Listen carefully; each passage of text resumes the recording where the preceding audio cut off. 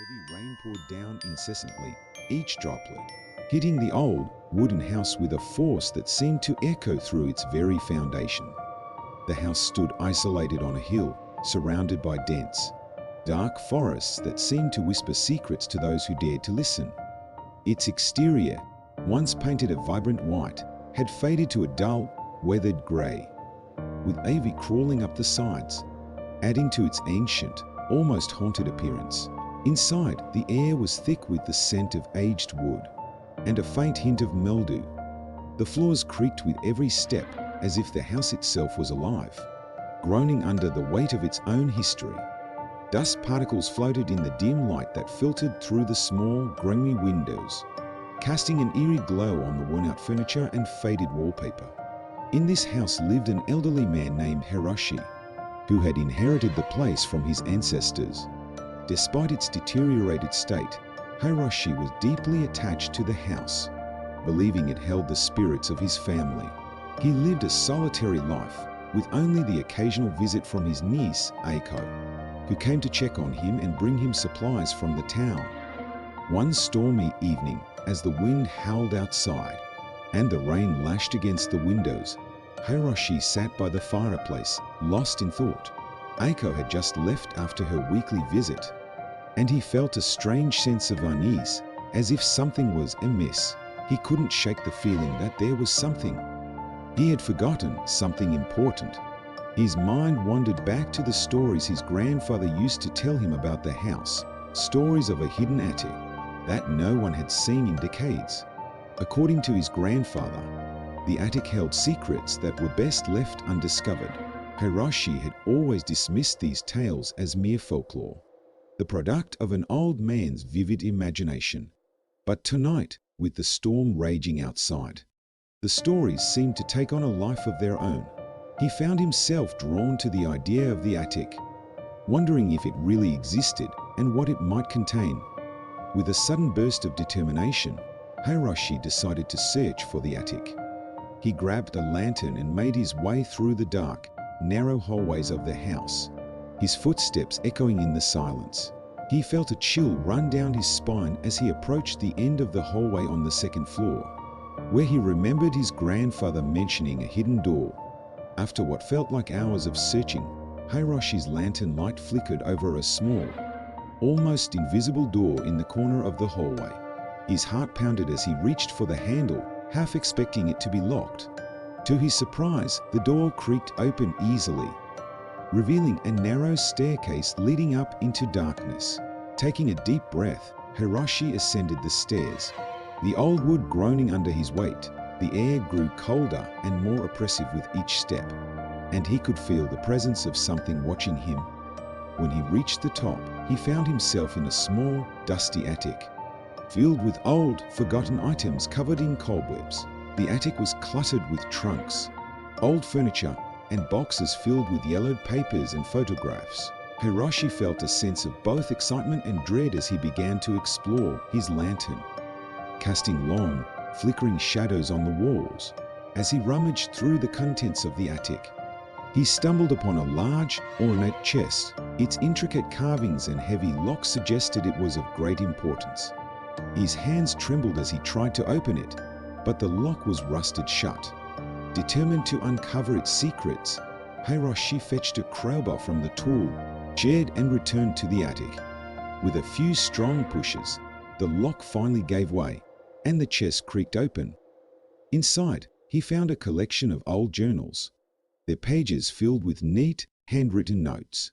Hiroshi recognized his grandfather's handwriting and began to read, his eyes widening with each passing page. The journals detailed the history of the house, revealing secrets Hiroshi had never known. One entry, in particular, caught his attention. It spoke of a hidden room within the attic, a room that held something terrifying and powerful. According to the journal, the room was sealed off for a reason, and opening it would unleash a darkness that had been contained for generations. Hiroshi's curiosity battled with his fear as he searched for the hidden room. After hours of careful inspection, he found a small concealed door behind a stack of old boxes. His heart raced as he pushed it open. revealing a narrow passageway that led deeper into the attic. The air grew colder and more suffocating as he ventured further, and he could hear faint whispers echoing around him. At the end of the passageway, he found another door, this one much older and more decrepit than the others. With a trembling hand, Hiroshi pushed it open and stepped inside. The room was small and dimly lit, with only a single window covered in thick, dusty curtains. In the center of the room stood a large wooden box, similar to a coffin, with strange symbols carved into its surface. Hiroshi felt a wave of dread wash over him as he approached the box. The whispers grew louder, and he could feel an almost tangible presence in the room with him. As he reached out to touch the box, the room suddenly grew colder, and the whispers became deafening.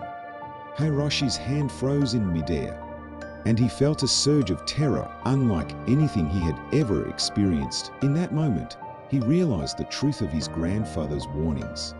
The box contained something evil, something that should never be unleashed. But it was too late. The lid of the box slowly began to creak open, and a dark, shadowy figure emerged. Its eyes glowing with an eerie light. Hiroshi stumbled back, his mind racing with fear and confusion. The figure stepped out of the box and moved towards him, its presence filling the room with a palpable sense of dread. Just as the figure reached out to touch him, Hiroshi felt a sudden, sharp pain in his chest. He gasped for breath, clutching at his heart as the room spun around him. The last thing he saw before darkness claimed him was the figure's glowing eyes staring into his soul. When Hiroshi awoke, he found himself lying on the floor of the attic, the lantern's light flickering weakly beside him. The room was empty, and the box was closed as if nothing had happened. But he could feel a change within himself, a darkness that had taken root in his heart. Hiroshi knew he could never speak of what he had seen, for fear of unleashing the darkness upon the world. He sealed the attic door once more and returned to his solitary life, haunted by the memories of that stormy night.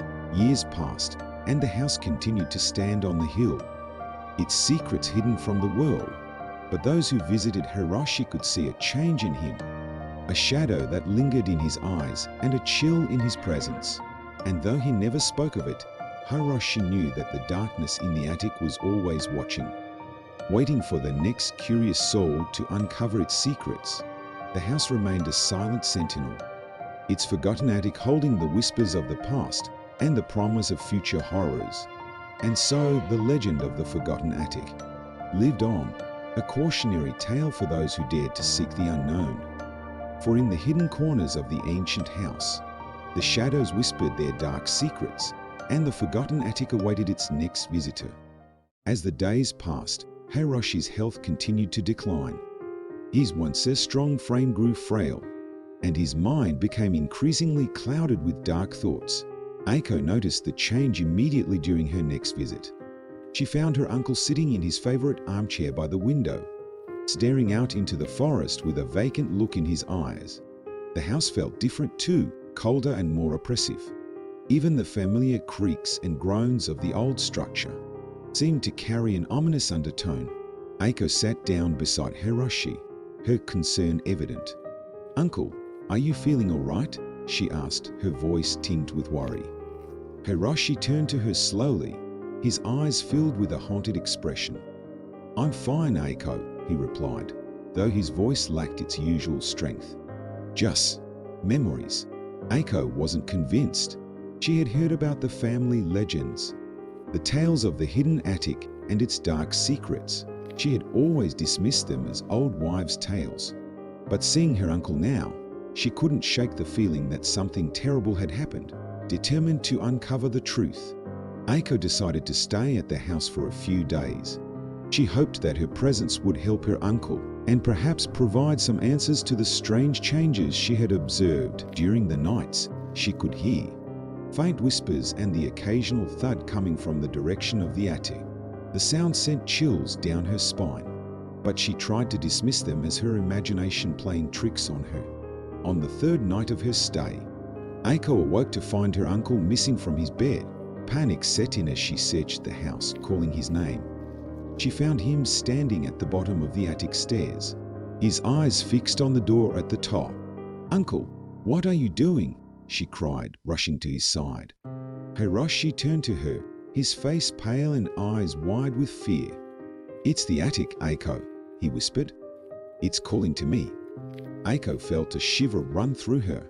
She knew she had to confront whatever was up there for her uncle's sake and her own.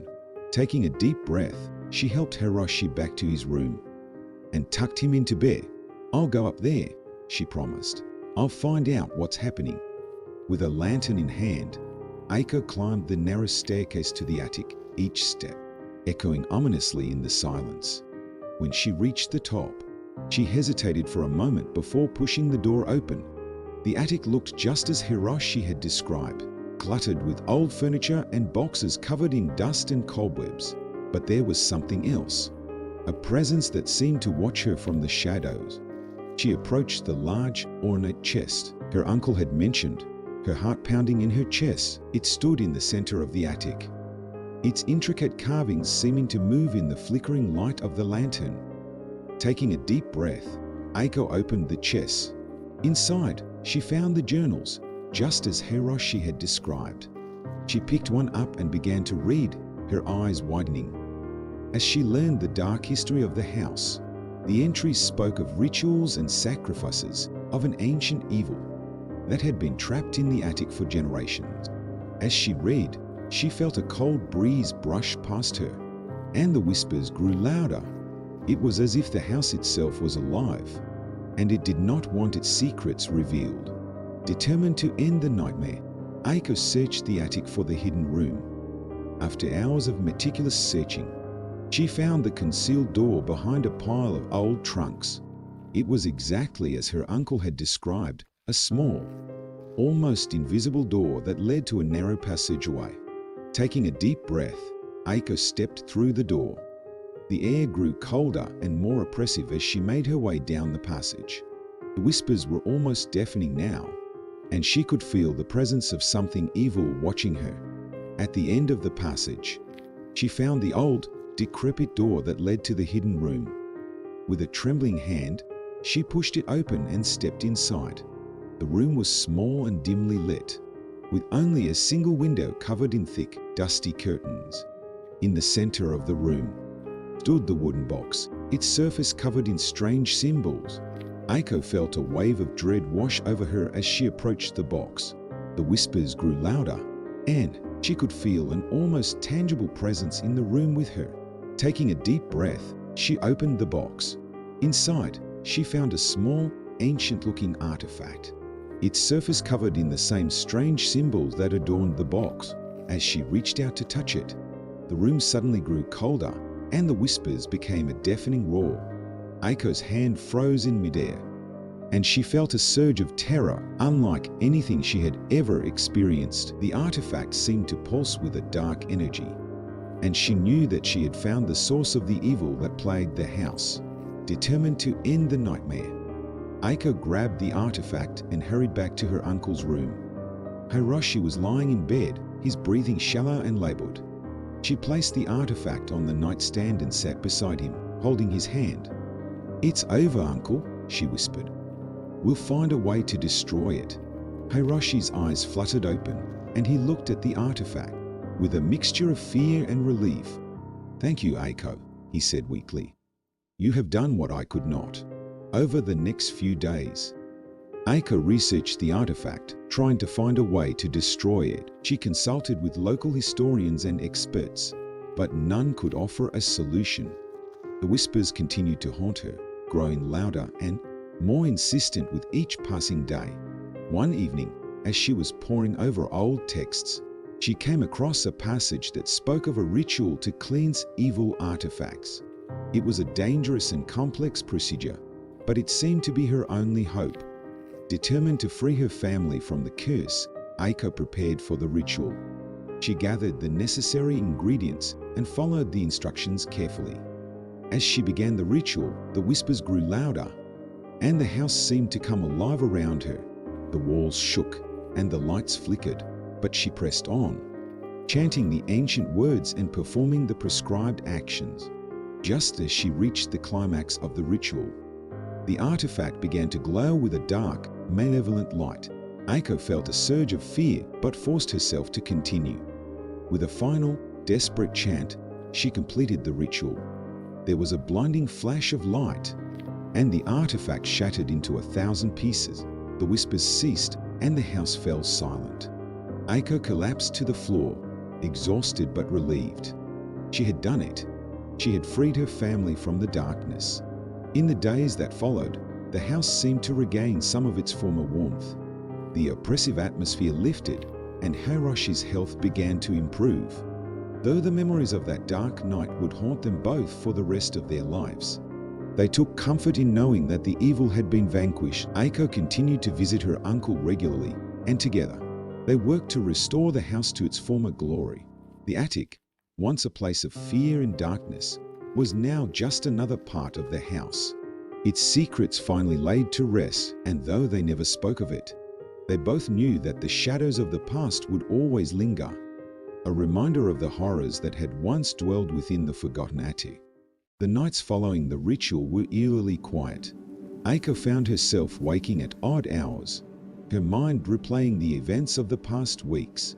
The house seemed to breathe a sigh of relief, its oppressive atmosphere lifting gradually.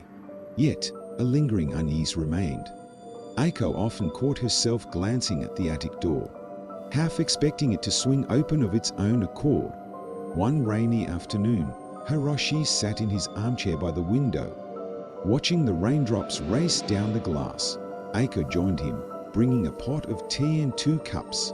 They sat in silence for a while, the only sounds the patter of rain and the occasional creak of the old house. Finally, Hiroshi spoke, his voice tinged with a sadness that made Aiko's heart ache. "There's something you need to know, Aiko." She looked at him, sensing the gravity of his words. "It's about your parents." Aiko felt a chill run down her spine. Her parents had died in a car accident when she was a child, or so she had been told. Hiroshi continued, his eyes distant as he recalled the past. "It wasn't an accident," he said, his voice barely above a whisper. "They were coming here to this house to confront the darkness in the attic." Aiko's mind reeled. Her parents had known about the attic's secrets? "Why didn't you ever tell me?" she asked, her voice shaking. Hiroshi sighed deeply. "I wanted to protect you," he replied. "But now I realize you deserve to know the truth." He told her about the night her parents had died, how they had discovered the same journals she had read, and how they had attempted to perform a ritual to seal the darkness permanently. But something had gone wrong, and they had been killed in the process.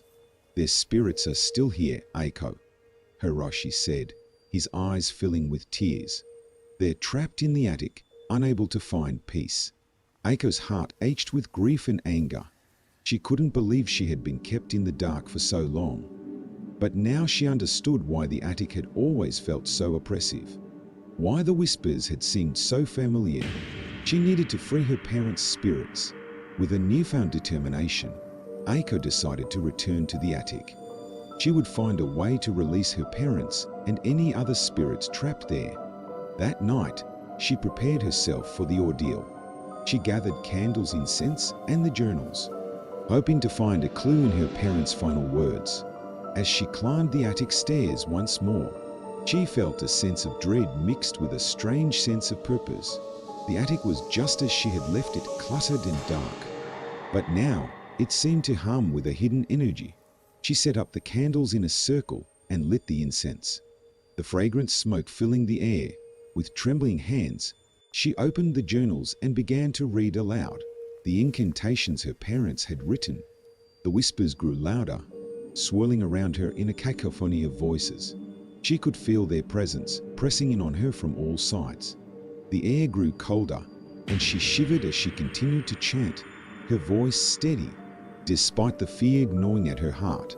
Suddenly, the candles flickered and went out, plunging the attic into darkness. Aiko's heart pounded in her chest, but she refused to give in to fear. She continued to chant, her voice rising above the whispers. As she reached the climax of the incantation, a blinding light filled the attic. and she felt a rush of energy surge through her. When the light faded, she found herself standing in a different place. The attic was gone, replaced by a serene, moonlit garden. Aiko looked around in amazement, her breath catching in her throat. She saw two figures standing beneath a cherry blossom tree, their faces obscured by the shadows. As she approached, she realized they were her parents. Tears streamed down her face as she reached out to them. "Mother, father," she whispered. They turned to her, their faces filled with sorrow and love. "Aiko," her mother said, her voice soft and comforting. "We've been waiting for you." Her father nodded, his eyes shining with pride. "You've done well, my dear." Aiko felt a warmth spread through her heart as she embraced her parents. They told her how proud they were of her, how they had watched over her all these years. They explained that the darkness in the attic had been a powerful spirit, one that had been bound to the house for generations.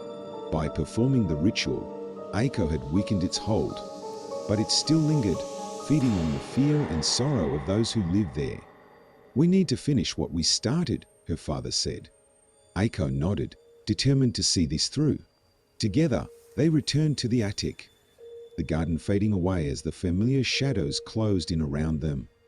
Her parents guided her through the final steps of the ritual, their voices blending with hers in a powerful incantation. The attic seemed to pulse with a dark energy, and the shadows writhed and twisted as if in pain. Aiko felt a surge of fear, but her parents' presence gave her strength. She continued to chant, her voice growing louder and more confident. Finally, with a final, triumphant cry, she completed the ritual. The darkness exploded in a blinding flash of light, and Aiko was thrown to the floor. When she opened her eyes, the attic was silent and still. The oppressive atmosphere was gone, replaced by a peaceful, almost serene feeling. Aiko stood up, her heart racing. Her parents' spirits stood before her, their faces filled with love and gratitude. "You've done it, Aiko," her mother said, her voice filled with pride. "We're free." Her father nodded, his eyes shining with tears. "Thank you, my dear." Aiko felt a warmth spread through her heart as she embraced her parents one last time. They began to fade, their forms dissolving into the light. "Goodbye, Aiko," her mother said. "We'll always be with you." Her father smiled, his face filled with pride. "Live your life to the fullest, my dear." Aiko watched as they disappeared, her heart filled with a mix of sorrow and joy. She had freed her parents, and the darkness that had plagued her family for generations was finally gone. As she descended the attic stairs, she felt a sense of peace she had never known before. The house felt different now, lighter and more welcoming. Hiroshi was waiting for her at the bottom of the stairs, his eyes filled with hope. "Is it over?" he asked. Aiko nodded, a smile spreading across her face. "It's over," she replied. They embraced, and Aiko felt a sense of relief wash over her. The nightmare was finally over, and she could begin to rebuild her life. In the days that followed, Aiko and Hiroshi worked together to restore the house. They repaired the damaged walls, repainted the faded surfaces, and cleared out the clutter that had accumulated over the years. The attic was transformed from a place of fear into a space of light and tranquility. Aiko planted a small garden outside, filling it with flowers and herbs that brought color and life to the old house. As the seasons changed, the house seemed to come alive, its dark past fading into memory. Aiko often thought of her parents and the sacrifices they had made. She knew they were at peace, and that knowledge gave her the strength to move forward. She continued to visit Hiroshi regularly, their bond growing stronger with each passing day. They would sit by the fireplace, sipping tea and sharing stories of the past.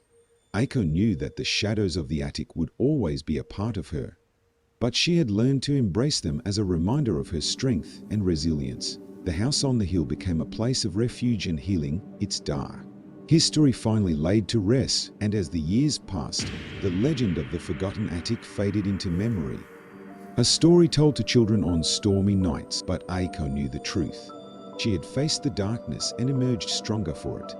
And in the quiet moments, when the wind whispered through the trees and the moon cast its gentle light, she could feel her parents' presence, watching over her with love and pride.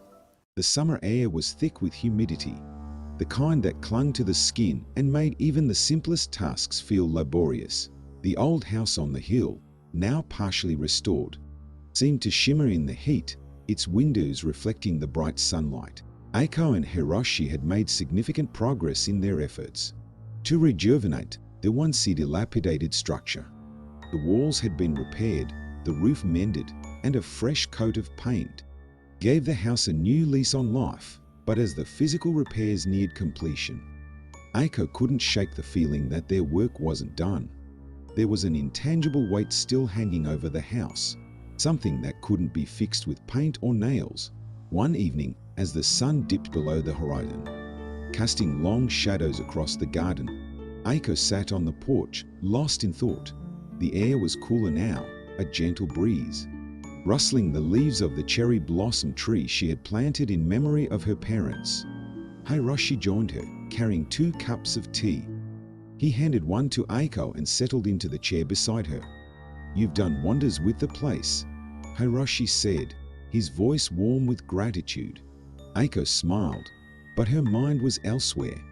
"I feel like there's still something here, something unresolved," she confessed. Hiroshi nodded, his expression turning serious.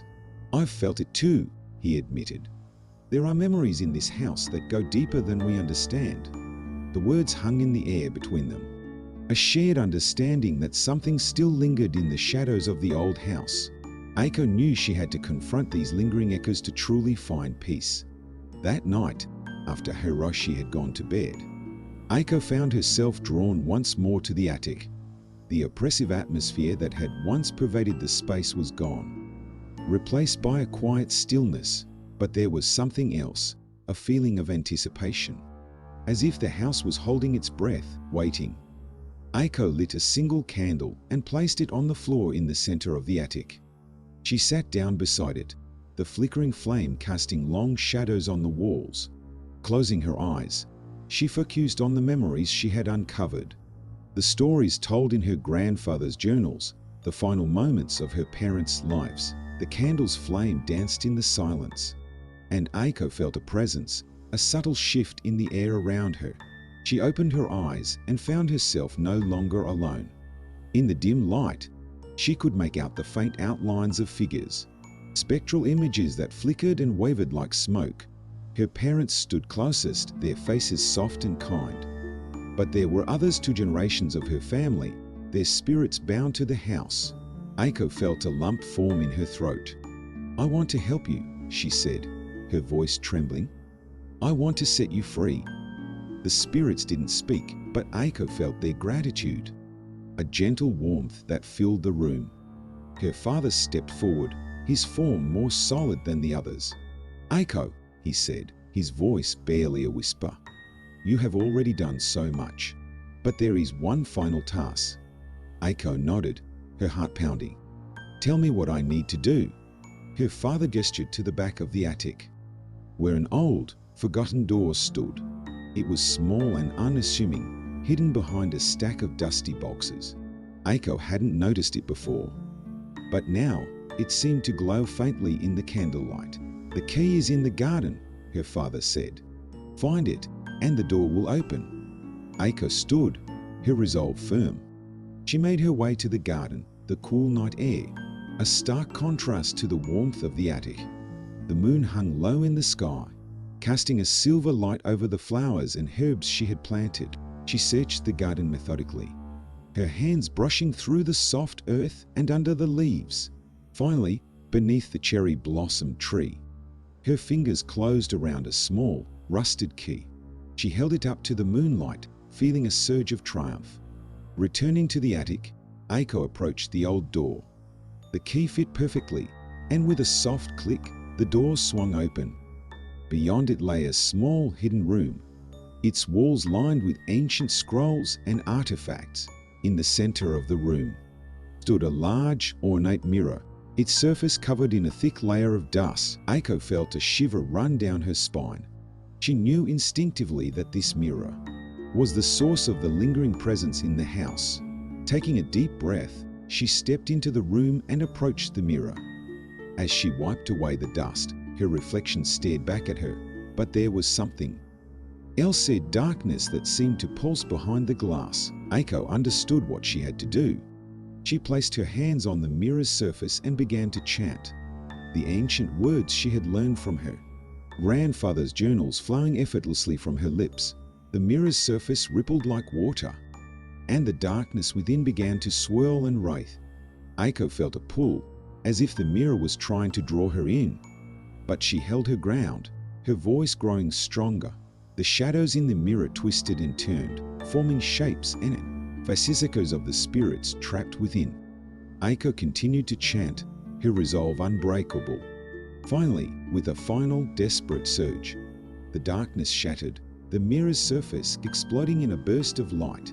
Aiko was thrown back, the force of the explosion knocking the breath from her lungs.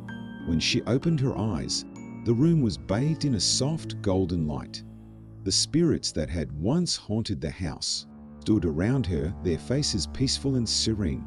Her parents smiled at her, their forms glowing with a gentle radiance. "Thank you, Aiko," her mother said, her voice filled with love. "You have set us free." Aiko felt tears stream down her face. "I love you," she whispered. "We love you too," her father replied. "Always." The spirits began to fade, their forms dissolving into the light. Aiko watched as they disappeared, her heart filled with a profound sense of peace. She had done it. She had freed the spirits and banished the darkness that had plagued her family for generations. As she made her way back to the main part of the house, she felt a lightness in her step, a joy she hadn't known in years. The house on the hill was no longer a place of fear and sorrow, but a home filled with light and love. In the days that followed, Aiko and Hiroshi continued their work, transforming the old house into a place of beauty and warmth. The garden flourished, the flowers blooming in vibrant colors, a testament to the life and love that now filled the house. Aiko often found herself standing beneath the cherry blossom tree, the gentle rustle of its leaves a comforting reminder of her parents' presence. She knew they were watching over her, their spirits finally at peace. And as the seasons changed, the house stood as a beacon of hope, its dark past a distant memory. Aiko had faced the shadows and emerged victorious, her strength and courage a testament to the power of love and family. The old house on the hill, once a place of darkness and despair, was now a home filled with light and joy, a symbol of the resilience and enduring spirit of those who had lived and loved within its walls.